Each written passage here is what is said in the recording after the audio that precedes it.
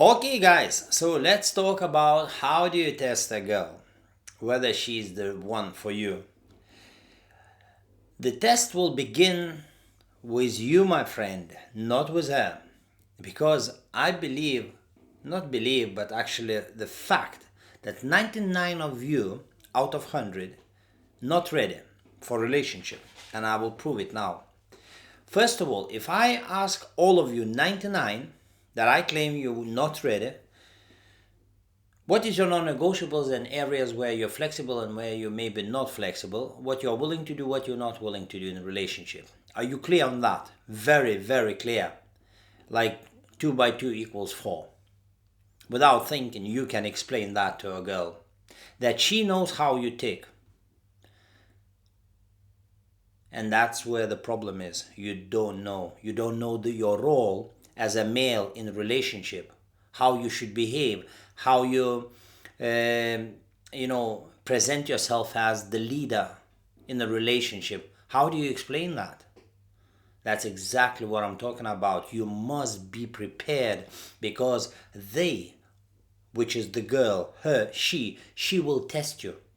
Even though she might tick all your boxes in the very beginning, but she will test you by shifting your boundaries. And especially if you didn't say who you are, didn't explain anything. So she obviously will, you will have little disagreement, which she should never get into a disagreement. All you should say, look, this is how we're gonna do, and maybe 1 or 2 points, and that's it. But because she doesn't know who you are, she's gonna try to persuade that no, it's better this way. She's already getting into argument. And because you don't know who you are, you will get entangled in the little argument. It never happens big because maybe you haven't had sex yet. So obviously it's not gonna be something major. It's gonna be small things. After you had first sex, then you get into a relationship. So it's gonna it proceeds like testing you in every way possible. Maybe at some point she will not like something you done or said or whatever, or joked a little bit. She will show a face. Well, you need to be obviously respectful at all times because you have to portray yourself as a man of value, a man that would to be respected. You don't pull a leg in a way that you upset the girl. So mind this as well. You can't like insult in a way, lightly insult and expect that she might not get upset. But if she is on a flat ground get upset, that's another issue. So anyway, number one, you must know everything about yourself. And I know already you're not ready because you don't know who you are. Second, cup of coffee. As somebody also suggests, and I agree on that, drive to, like, let's say, tell her let's go for some coffee. And as you arrive to get some coffee, you say, can touch your pocket. Oh shit, I have forgotten my wallet. Can you grab for some coffee if you don't mind? No, it's all right, you should have your wallet. If she starts complaining, that's a big red flag already. That's it. You can dump her. She should not have a problem to pay for coffee. um, so that was second one. Third one, as you're going in a conversation, let's say you're talking about yourself and everything, and she's happy with that, whatever she hears. She's okay if you do that. I'm happy to, to blend with your in your frame and whatever. And the third one, talk about prenup. Let's say you tell her, if I marry you, and let's say financially she's lower than you, she has nothing. You probably have a house.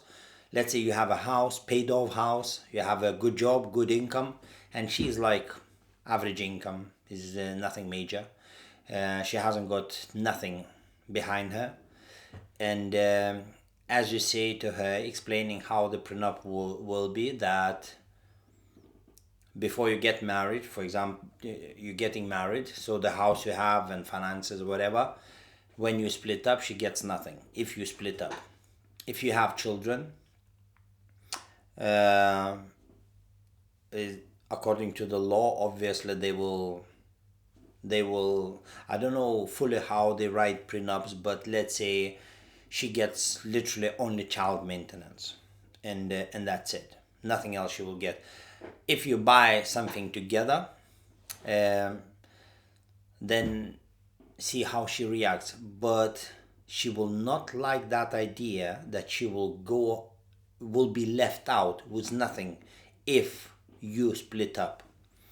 um, and obviously, I would say also, you tell her, if I find a woman and I betray you, I will make sure you have a house to live, where to live. If obviously if I have a house and my house is paid off, and if I mess up, I must make sure. And she hasn't done anything wrong. She was faithful. She done what's supposed to do and everything. So then I say, you will never be left out with nothing. I'll give you the house to live in, and you can, build from there. So you pay for your mistakes if you mess up. You must be sincere, honest, and fair as well. You can't take advantage of a woman if she is decent. Three things: coffee, prenup. But if she passes your first test, your non-negotiables and areas where you're flexible, when you get into petty things, finances, how you're gonna hold finances, whether finances separate or not, whether worldview, on religion, on politics, on what you like, what you don't like, how lifestyles. Are you going out? If you're going out, what she likes to do and whatever, and see whether you are not totally different. Because if you don't like outdoor life, you just like to sit in the house and you don't want to change that, you're gonna have a problem. Which I think any outdoor activity, it's good for health, it's good for mental health, for your body, in every way is good, but everyone is different. And therefore, when you start talking about daily activities, who is cooking, what about cleaning, what about bathroom? She likes the toilet lid shut, you don't care, you can leave the toilet lid open, you may be a little bit untidy or whatever. All these things you talk and see how important to her, how tidy she is. And um, and and more you ask about daily life, what it would look like living together. Just imagine how you live in your house, how messy you are, maybe how very tidy you are, and maybe she's not as tidy as you would expect. And tell her that I like to put my toothbrush this way, I do this way, I do that way. Do say how it is. Don't condone it. Don't hide it. Because at the end of the day, it boils down to everything. She will see it. And if that for you will cause problems, that she drops the toothbrush, or she doesn't put the lid on a toothpaste, or whatever, go into details, because more you will agree, quicker you will blend. And if she sees, oh, you are too complicated, can you not just relax and just, and you can't. It has to be done things certain way. And if it's not gonna be done your way, you're gonna be upset. And because you're so tidy, so neat, and she can't be bothered, she can drop here thing, there thing, and although we expect that women would be tidy, but not all of them tidy. Therefore, talk about everything, and I'm telling you, you will find out very quickly whether you want to go on the second date or not. And if you add up that you work in a factory and you have low income, you will see how quickly she shifts and walks away.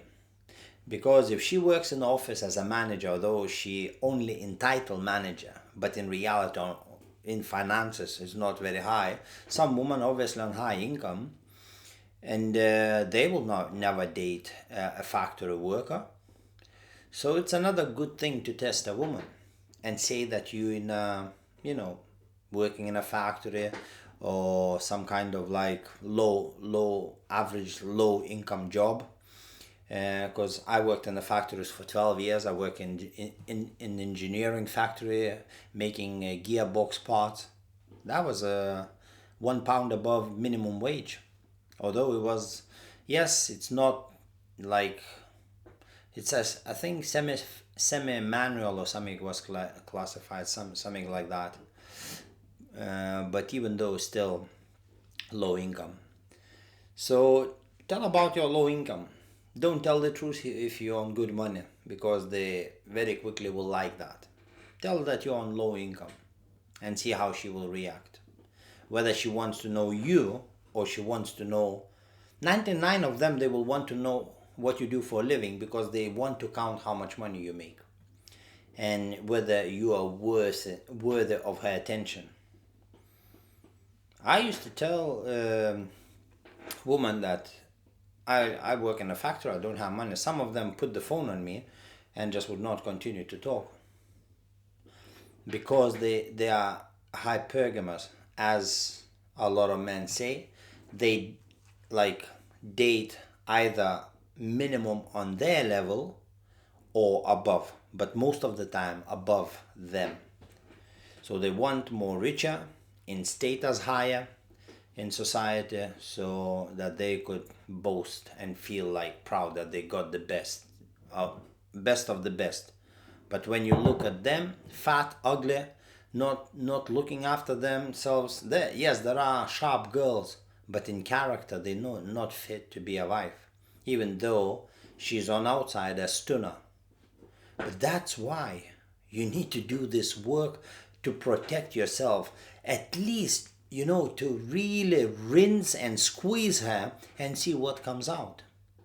Because if you do this job, you will be way, way better prepared, because you already know who she's messing with, what she's getting into, and you know what she says, that she's happy to go into your frame, go along, cause zero hassle, and do what you expect her to do. And she expects also the treatment that you're promising. So that's going to be fair play. But I'm telling you, none of you doing this. None of you. And then you wonder when you have children why everything goes tits up. That's why it's going like that.